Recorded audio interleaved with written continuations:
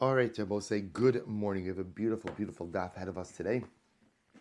Kuf Dalid 104.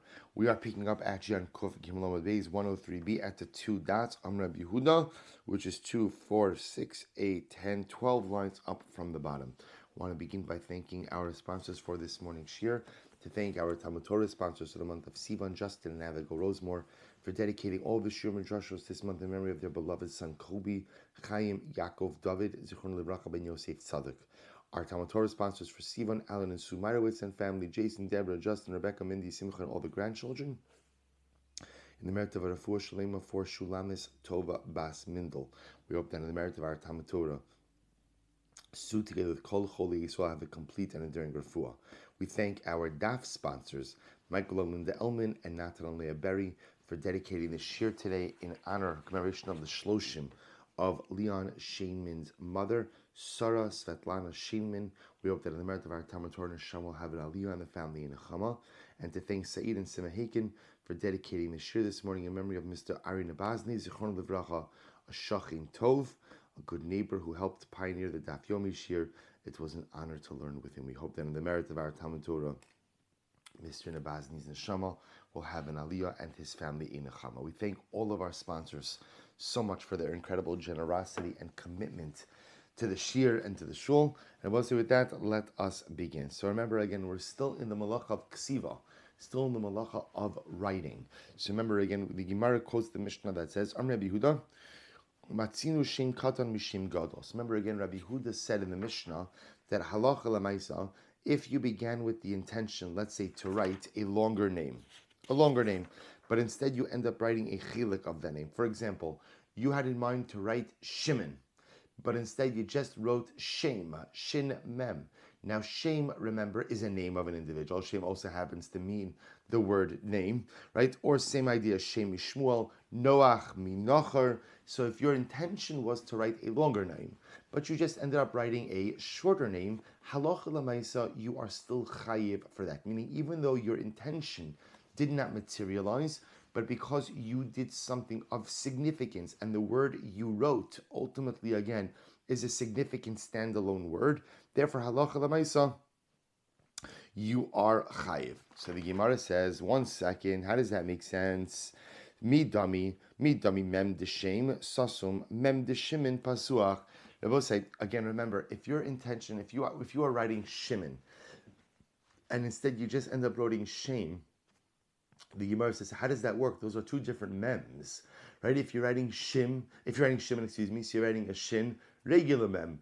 If you're writing Shem, it's a mem sophis, an end mem, right? So we'll say, remember, those two letters are written differently. So how could it be that a person had in mind to write Shem, or Shimon, and he ends up writing Shem? To which the Gemara says, Amrav Chista zosomeres sosum va'asou pasuach kasher. This teaches Rabbi say that what? That apparently in the Hebrew alphabet, if you were supposed to go ahead and write an end letter, we'll call it a sophist letter, but instead what they call closed. Because remember again, all of the end letters are closed, or some of them are closed, some of them are just long, some of them are closed. So, and you are supposed to write it closed, but you end up writing it open, meaning a middle letter, then halacha l'maisa, you're still yotzei, or it's kasher, the Gemara says. Is that true? Meisvei, uksavtam, shetei ksivatama. So also when the pasuk says, uksavtam, a reference, of course, again to mezuzos, which we're going to see doesn't just govern mezuzos, but governs the writing of mezuzos, Sifrei Torah, Tefillin. The Gemara says, Uksavtam is a contraction of two words, Shetei Ksivatama, that the way you write it should be complete. What does that mean? Shelo Yichtov Alfin Einin, don't write your alifs as ayins, Einin Alfin, or your ayins as alifs. Now, I will say, now the truth is, this is more because the fact that sometimes an alif and an ayin could have interchangeable sounds.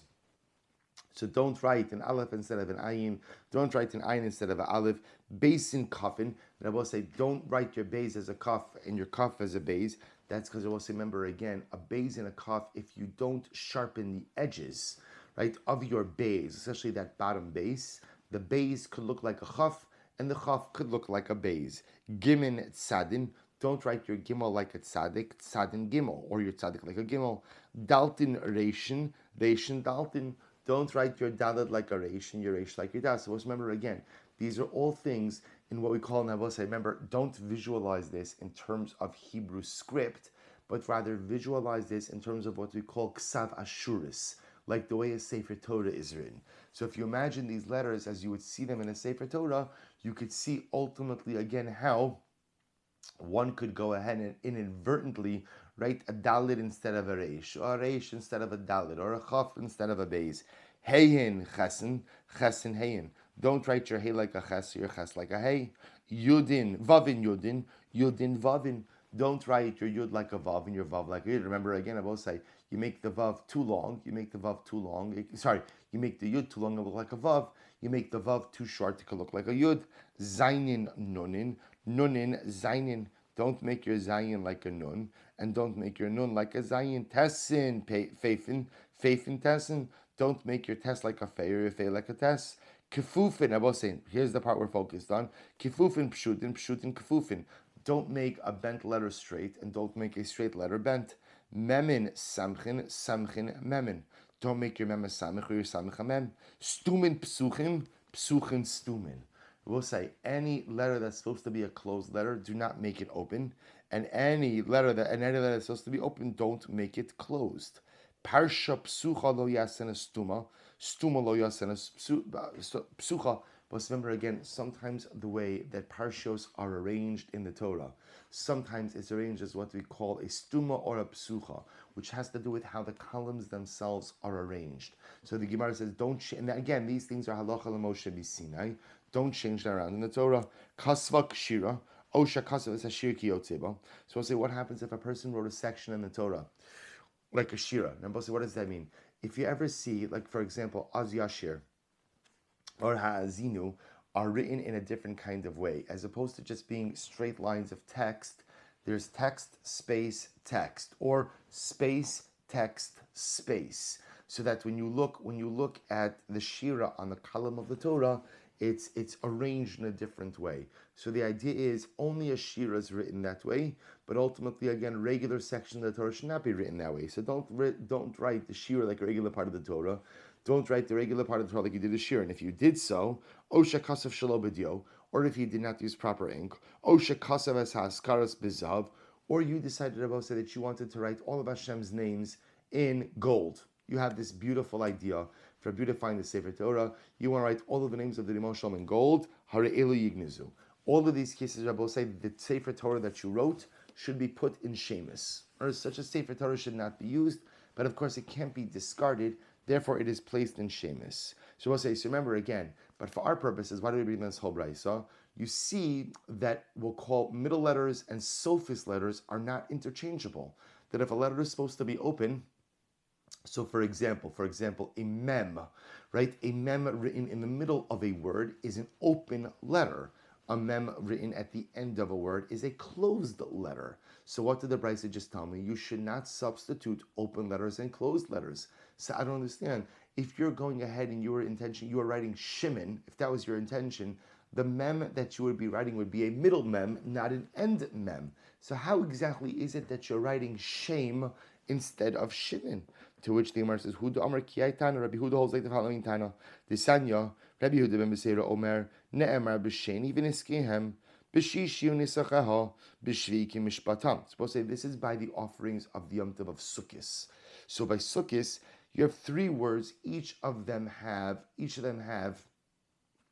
an extra letter. Niskehem as an extra mem, right? Nisacha as an extra yud, and Mishpatam as an extra mem. Mem yud mem. What does that spell? Hare mem yod mem mayim. Mikan remez l'nisach hamayim min haTorah. Suppose this is an interesting aside. We'll see this in Masechah Sukkah, but it's actually incredible. The nisach hamayim, which was the water libation service, which was unique by Sukkos, under normal circumstances, actually this week's parsha, nisachim libations, under normal circumstances, so libations came from wine. You didn't pour it from water. But lemaisa in Sukkos, you did it from water. Where did we learn Nisach Hamayim from? So apparently, again, the drasha is from three extra letters by three words. Mem Yud Mem teaches me that water is poured on the Mizbeach by Sukkos. So the Gemara says, Umida Pasuach Va'asau Sasum Kasher. So we'll say, so now what's interesting about that? you're making the word mem yud mem. Remember that first mem is an end mem, a mem sophis, and yet you are utilizing it how? As the first mem of the word mayim, which is not a mem sophis or regular mem. So what do you see from here? You see from here that you can go ahead and substitute a mem sophis for a regular mem. So says the Gemara, Umid pasuach vasal sasam kasher. So therefore, if you see ultimately again a letter that's supposed to be open, but you made it closed, it's still kasher. So the Gemara says sasum nami, sasum vasa pasuach kasher. So too, if you had a closed letter and you made it an open letter, it's also kasher. So therefore, I will say that's how. Therefore, again, even though you're writing shema with not a mem suffix but a regular mem, halacha l'mais, you'll still be chai for writing shame. To which Gemara says, no, mi dami, pasuach va'asau sasum. I will say if you have what Gemara calls an open letter, but instead you write that as a closed letter, that is going to be kasher. Why is that kasher? Top of Kuf Dalid. So the Gemara says, iluye kama alile. Because they will say everyone knows that the end letters, right? The end letters, the sophist letters, are of a greater kedusha than the middle letters, right? Than the non-end letters. So the Gemara says, what does that mean? The Amar of Chista, mem v'samech shebeluchos b'neis hayu omdin. But say, why do we say that the sophist letters are of greater kedusha than their non-sophist counterparts? The Gemara says something amazing, because Chazal tell us that the sophist letters stood miraculously in the luchos. We'll say, as we're going to see, the luchos, right, the tablets, the 10 commandments, were chiseled all the way through. So we'll say, so listen to this, because they were chiseled all the way through, so therefore, the sophist letters kind of stood miraculously. What does that mean? They stood miraculously. That at the end of the day, remember, a sophist letter was carved out. You had a middle of stone in the middle, but it just stood there. That middle just stood there unsuspended. So because the sophist letters ultimately, again, stood in the tablets miraculously, therefore the Gemara posits that the sophist letters have greater kedusha. Elasasum va'asa pasuach garui kamagarala. Rather, what you have to say is that halacha l'maisa, if you had an end letter, a sophist letter, and instead you made it an open letter, that is actually taking it down a level of kedusha. Dam Rabbi Yirmiyah v'tim Rabbi Chia bar Abba menatzpach sofim amrum. So we'll say menatzpach, which means mem nun tzadik pei ches. And I will say chaf. Excuse me. These are the letters that appear in two forms, right? End forms and middle of word forms. Or when I say middle, I mean non-end forms, right? You have a mem sophist, a nun sophist, a tzadik sophist, a pei, so on and so forth. So the Gemara says something amazing over here. Menatzpach, these letters were told to us by the prophets. So what the Gemara, now it sounds like what the Gemara is saying over here is as follows. When HaKadosh Baruch Hu gave us the Torah, so He gave us the Torah with these letters only in their end forms. The prophets then came along and introduced to us these letters in their non-end forms. So the Gemara says, what? V'tizbera v'haksiv eila hamitzos shinanavi rashay lechadish davar me'ata. But one second, the pasuk says these are the mitzvahs. Meaning, when Kadosh Baruch Hu gives us the Torah, Moshe gave us a complete Torah, and the Nevi'im are not permitted to introduce any new mitzvahs. The Rebbe said, of course, Chazal have the ability to go ahead and introduce new legislation, so as to safeguard biblical mitzvahs. But for example, no one has the ability to go ahead and introduce a 614th mitzvah. That's it. So if that's the case, the Gemara assumes that applies to the alphabet as well. So therefore, again, halacha l'maisa, the Nevi'im can't introduce new letters to the alphabet. To which the Gemara says, rather, the Gemara says, Ela mehava havi yada, lo haya yadin heba emta teva heba sof teva, vasut sofim takninu. So we'll say, so again, what happened? They knew the whole alphabet. They were unsure with the letters that have two forms, which were the end forms and which were the beginning or middle of the word forms. So it's interesting. They were unsure which letters were the sophist letters and which letters were the middle letters. That's the Gemara. So therefore the Nevi'im came along and said, these are the end letters and these are the middle forms of those same letters. But one second, isn't that still something new that the prophets are introducing? ultimately, again, teaching us to go ahead and which letters go where. In other words, it would seem that would have been given to us by HaKadosh Baruch Hu, to which the Gemara says, Ella shachum v'chazru v'yastum. Rather, again, what happened? The Rebbe Shalom gave us everything. He gave us Torah, he gave us mitzvahs, he told us which letters are middle letters, which letter are end letters, but as often happens, we forgot. And the Nevi'im came along and ultimately, again, reminded us which letters go where.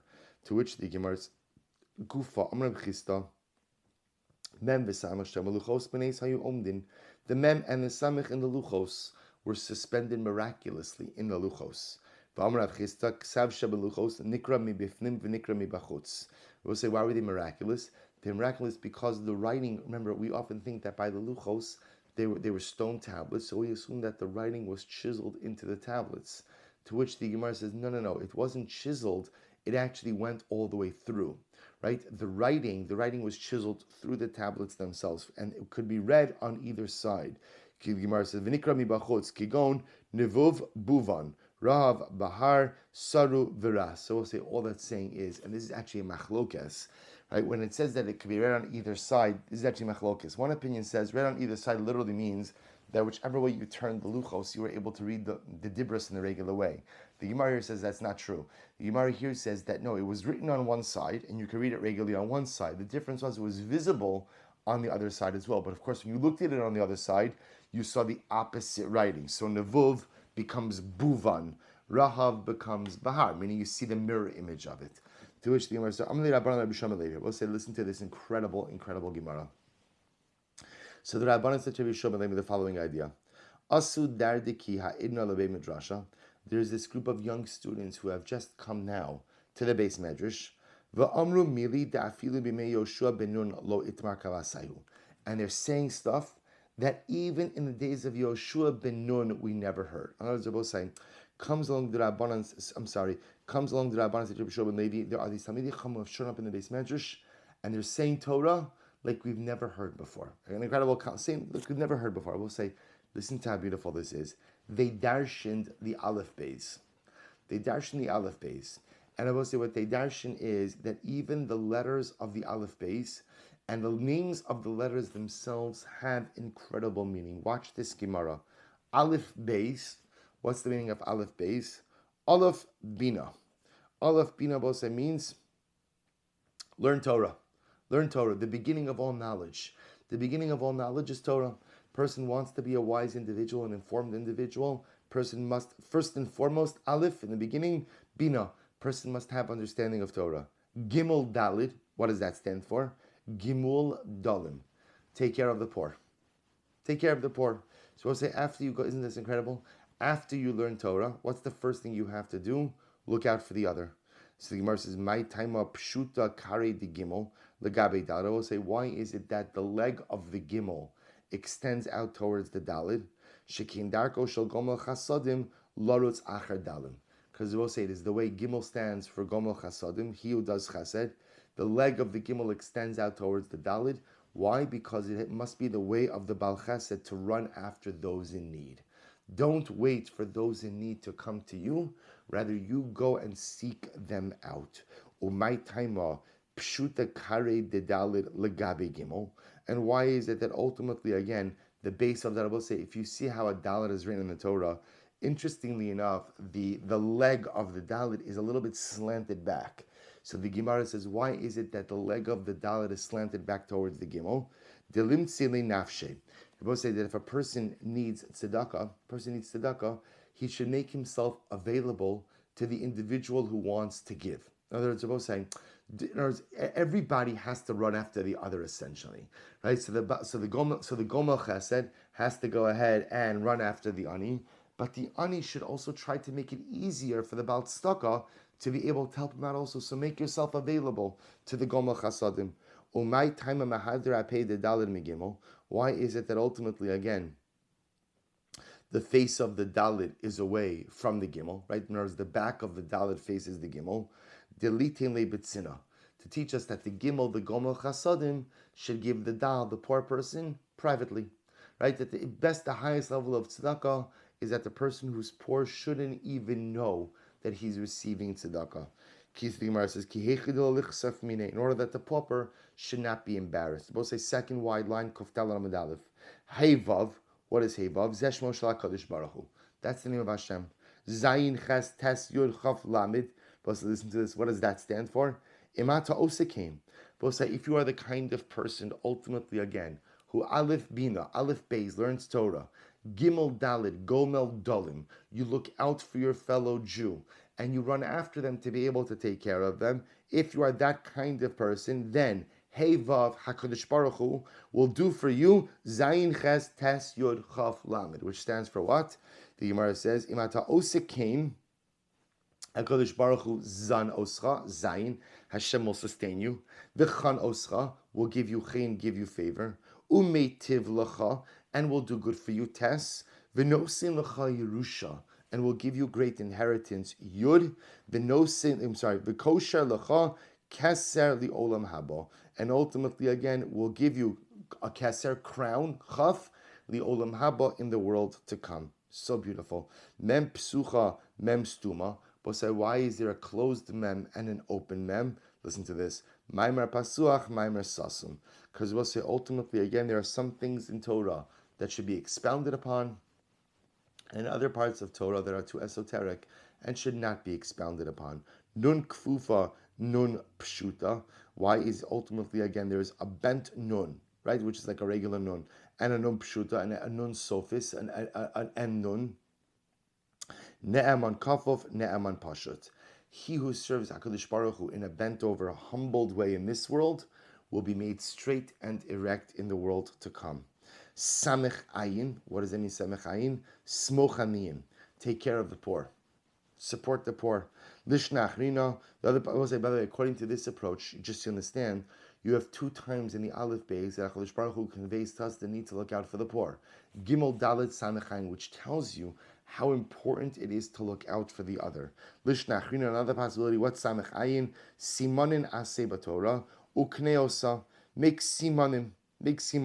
So I'll say ultimately again, which means make ways to remember your learning, to remember ideas, that way you could retain your learning. Pay kfufa, pay pshuta. Why is there a straight pay, right, and a long pay? So right, a regular pay in the middle of the word versus the pay sophis. Pe pasuach, pesas. That's incredible. To teach us, sometimes your mouth should be open and sometimes your mouth should be closed. Rashi points out there is something amazing. How do you know when? Rashi says, Pe pasuach b'shas hamachnisim pazer, pesasum b'shas mefazim kanes.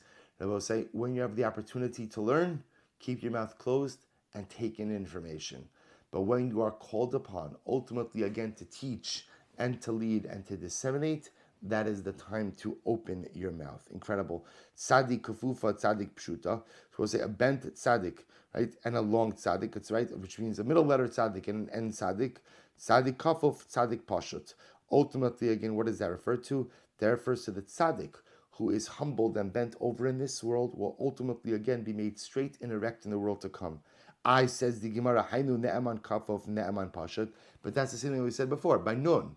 Right, by nun, that there's a straight nun and a bent nun to teach you what? That halacha l'maisa, there's someone who is trusted by, those who are trusted by God, or I should say reliable by HaKadosh Baruch Hu, reliable in this world, and are humbled in this world, are ultimately made straight. So again, it says it twice. Hosef l'cha kasef kfifa al kfifaso. Both said in the course of the Aleph Beis, HaKadosh Baruch Hu stresses to us the importance of humility twice. From here you see that Torah is given to those who keep their head bent. Razabo said that humility is a prerequisite for spiritual greatness and accomplishment. Kuf Kadosh, Reish Rasha. Kuf stands for holiness, Reish stands for Rasha, wicked. My time Mahada Ape de Kuf Miresh. This is so beautiful. Why is it that ultimately again the face of the Kuf is turned away from the Reish?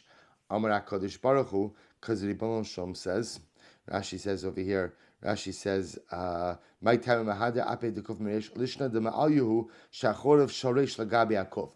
I will say, really what it is it's the back of the Reish that's to the Kuf. That's really the way it is, right? But the Gemara calls this, why is it that the Kuf turns away from the Reish To which the Gemara says, because Amar HaKadosh Baruch Hu Einani Yochel Lihistakel B'Rasha. Kadosh Baruch Hu says, I can't look at the wicked person. I can't look. So therefore, again, the Reish is turned away from the Kuf. Umay Taima Mahadre Tagi the Kuf Legabe Reish. But why is it ultimately again that the base of the Kuf, right? The Rashi says Tagi the Kuf come in Zayin Shosim B'Sofa Shalgal Kuf. I'm sorry, the top of the Kuf, right? There's a top of the Kuf that like points upward, a tag, what they call the crown. The top of the Kuf points upward towards the Reish, to which the Gemara says, Amar HaKadosh Baruch Hu Im Chozer Bo Ani Koshelo Keser Kamosi. To teach me that as much as HaKadosh Baruch Hu turns away from the Rasha, he says that if the Rasha goes and it comes back to me, I will tie onto him a crown just like my crown. Umay taima kari the kuf teluya. Why is it that the base of the kuf is suspended? Right? You also remember again, a kuf, the kind of like the right part of the letter looks like an incomplete chaf, and then there's like a little shmitchik, right? There's like a leg that hangs down, but the leg is not attached to the roof of the kuf. So why is there a space there? This is so beautiful. The Gemara says, "Di hadr be'li ayol le'ayol." Kadosh Baruch Hu says to the Rasha, if you want the Reish, if you want to do tshuva, I'm leaving you a space to come back in. I v'le'ol bahach. But one second, there's already a space in the kuf, right? Because remember again, the base of the kuf does not connect, right? The base of the kuf does not connect with the leg of the kuf. So there's already a space for the Rasha to come in on the bottom. Why does the Rasha have to come in through the side? What does it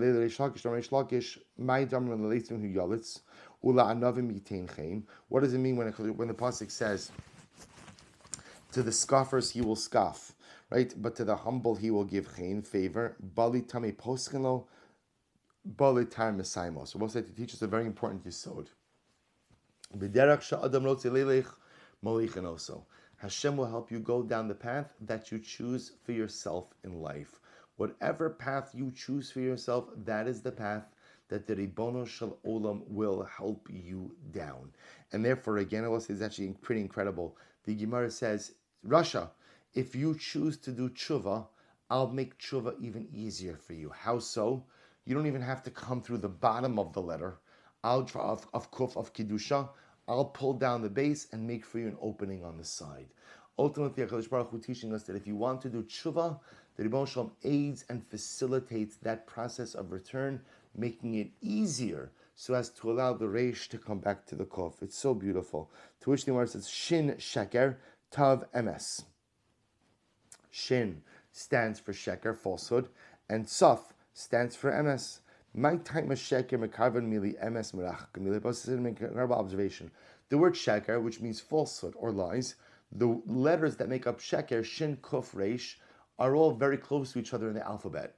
Versus MS, Aleph, Mem, Saf are very, meaning Aleph and Saf are the bookends of the alphabet, and Mem is there in the middle. So why is it the letters of Sheker are so close to each other, but the letters of MS are so far away? Let's listen to this. So the Gemara says, Shikra Shchiach, because falsehood, Sheker, is very common. It's very common, very easily found. So because it's common and easily found, therefore again the letters are next to each other. Kushta lo shchiach. MS is much more difficult to find. So because MS is difficult to find, therefore again the letters are dispersed throughout the alphabet. Umay taima shikra achada kare koi ve'ms malabin levune. Both is beautiful. Why is the words of sheker? Now, say if you look at shin kuf reish are all letters that come to a point on the bottom of their base. They do not sit on a flat base. They only sit on a point, right? Shin comes to a point. Reish has a point. Kuf has a point. Yet contrast that with MS, right? MS, the aleph has two legs. Mem, flat base. Saf, two legs. So why is it that the words of sheker only come to each letter is supported by a point, versus MS, the letters are solid. The Gemara says, Melabi and Lebunin, they're like a layer of bricks. To which the Gemara said very simple, MS, Melabi Lebune, Kushta Kai Shikra,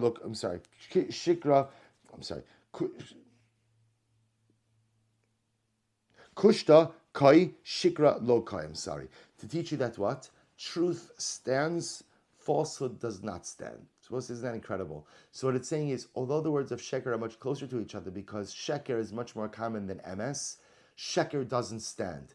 Emes might be more rare in that the letters are further apart, but Lamaisa, the letters are firmly embedded upon the ground in which they sit, because Sheker ultimately again withstands the test. Sorry, let me say this again. The words of Sheker, the Gemara is pointing out, each letter comes to a point on the bottom. Ms, the letters are, each of them have solid footing. Why is that, the Gemara says? Because Sheker is fleeting and cannot withstand anything, versus Ms, which stands on solid footing.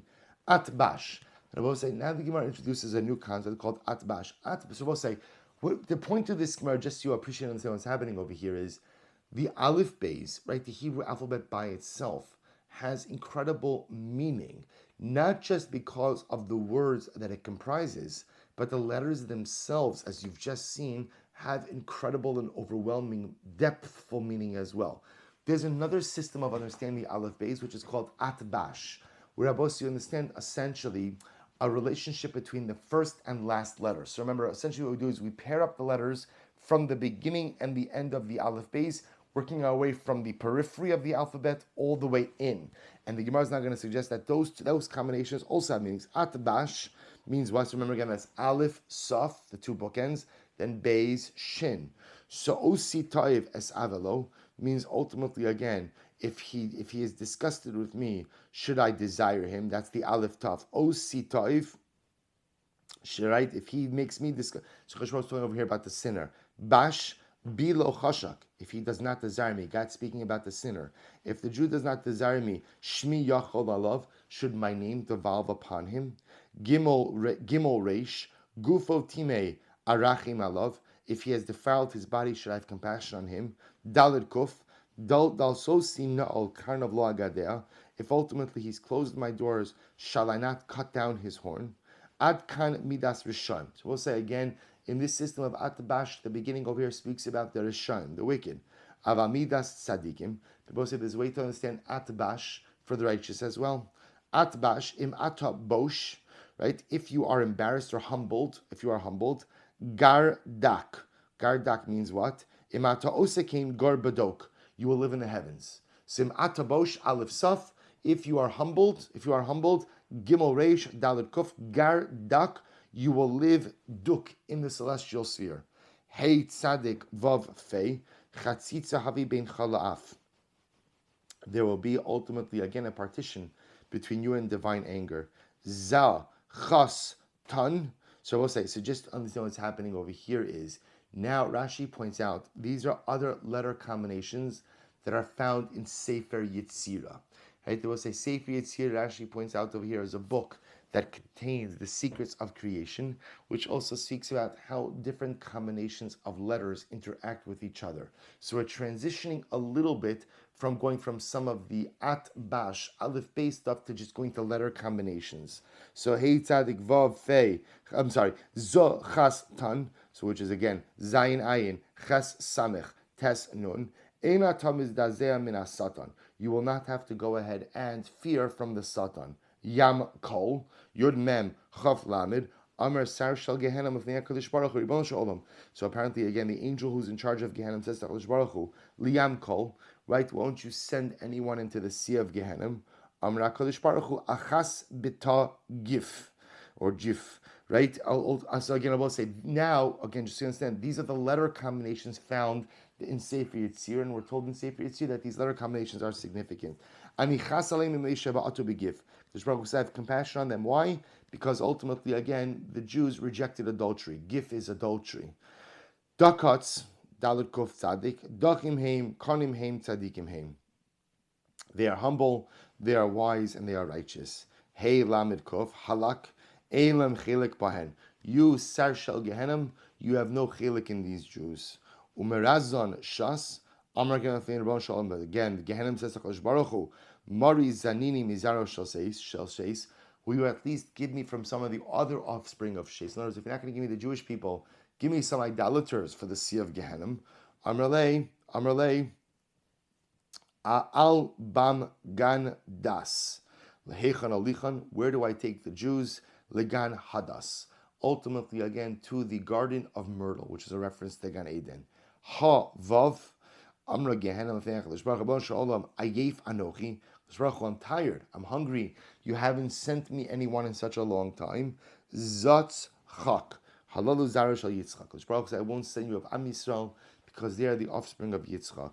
Tar Yash Kas. Tar Yeshli, Sigmar says, Tar Yeshli Kisos Shal De Kochavim, Shainos Nuchan. Baruch tells the Gehenim, don't worry, Gehenim, I will send you groups of idolaters. So we'll say, so really an incredible Gemara. And again, I would urge you, there's certain Gemaras, that Chazara is always important in Daf Yomi. It's one of the hardest things to keep up with, but it's always good to keep notes of Gemaras like this, which of us, again, are dramatic Gemaras that, again, just tell you how it is that we have a religion and we have a system that is so infused with holiness that even the very alphabet, even the Aleph Beis itself, the actual letters themselves, convey such beautiful and incredible, overwhelming messages. Good. Amud Beis Rabosai says the Mishnah. Back to Ksiva. If a person writes two letters in one lapse of awareness, he's chayiv. So we already learned that before.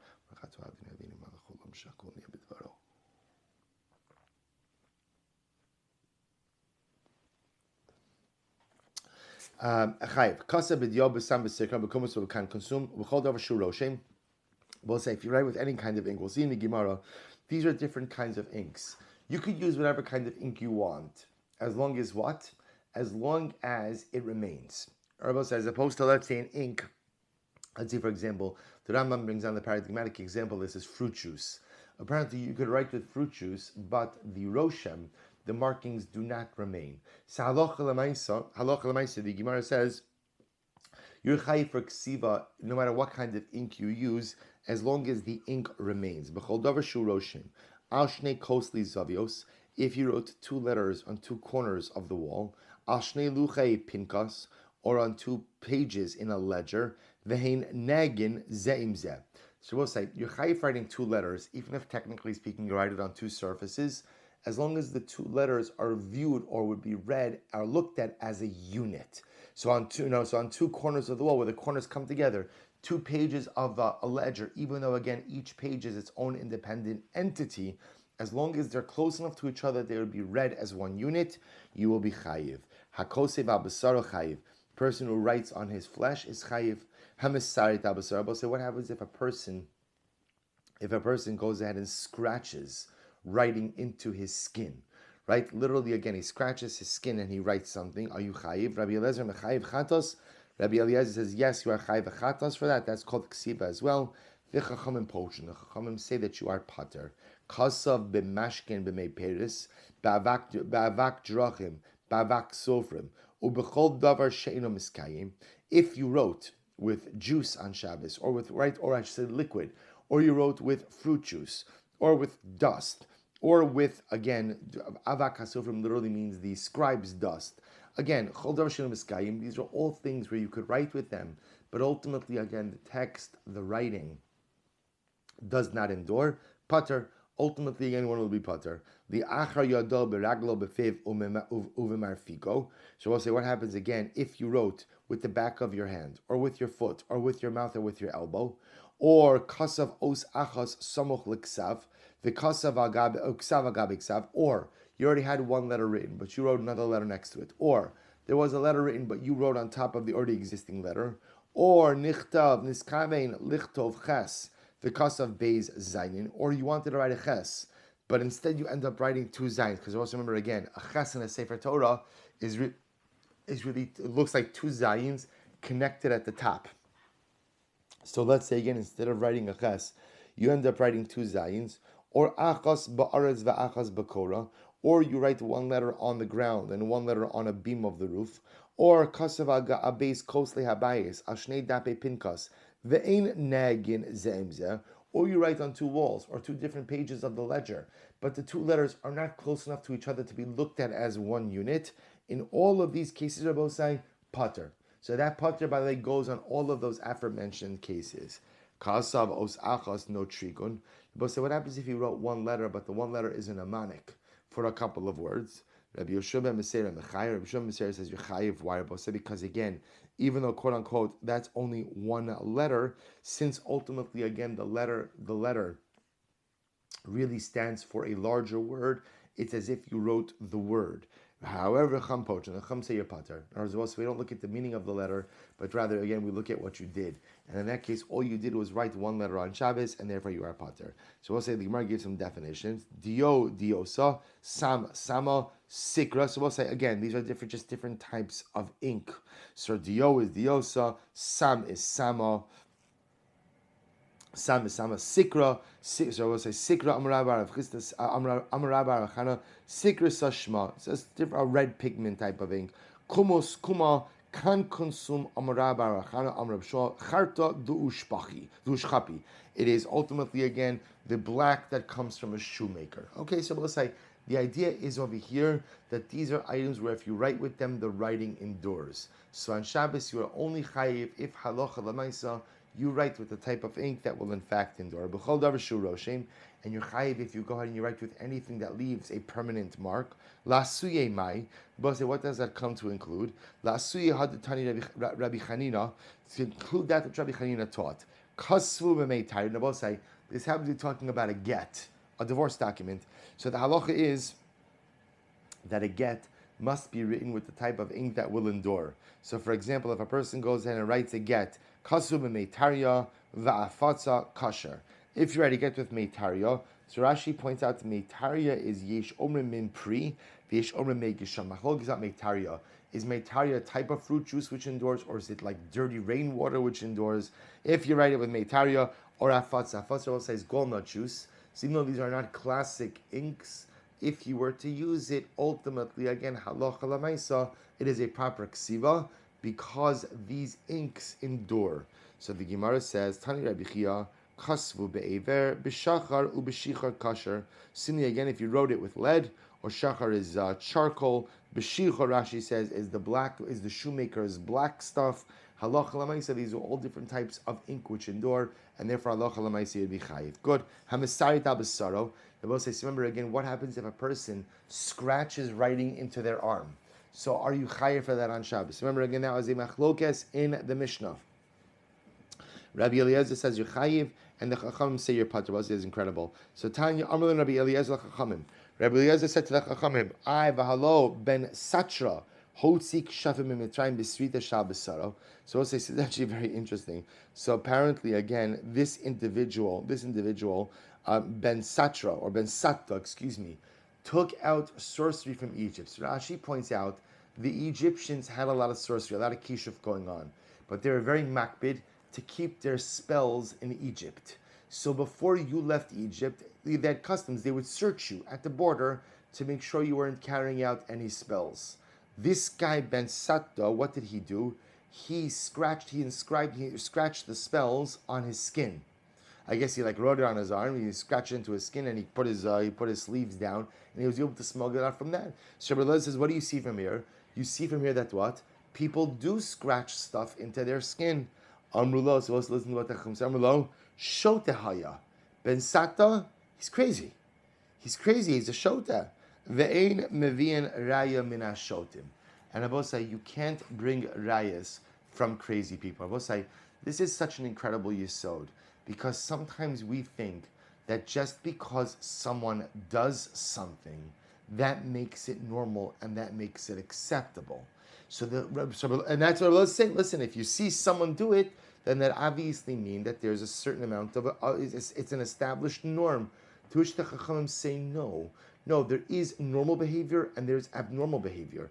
And just because you see people engaging in abnormal behavior does not make abnormal behavior normal. It's such an incredible, it's an incredible societal yesod. Just because people do things does not make it normal. And it's also an incredible personal yesod, because a lot of times in life we do things that at first begin as abnormal, but then once you do it, it's normal.